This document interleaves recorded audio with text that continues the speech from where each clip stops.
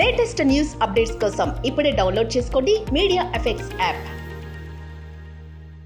ఈ లోక్సభ ఎన్నికల్లో బీజేపీ దక్షిణాదిన భారీ విజయం సాధిస్తుందని కేంద్ర హోమ్ మినిస్టర్ అమిత్ షా జోషన్ చెప్పారు.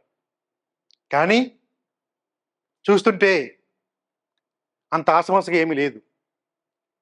కేవలం బీజేపీ తెలంగాణ, ఆంధ్రాలో మాత్రమే సీట్లు వచ్చే అవకాశం ఉంది.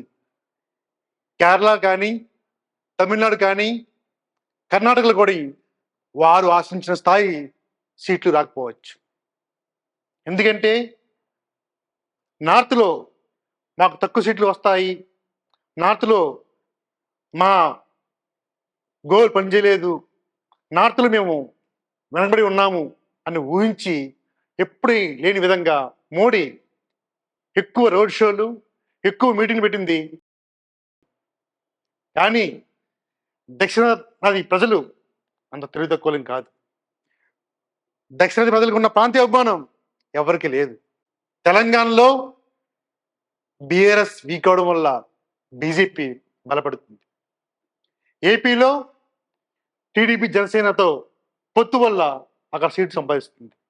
కానీ కర్ణాటకలో జేడీఎస్తో పొత్తు ఉన్నా అంత ఆశించే స్థాయి రాకపోవచ్చు.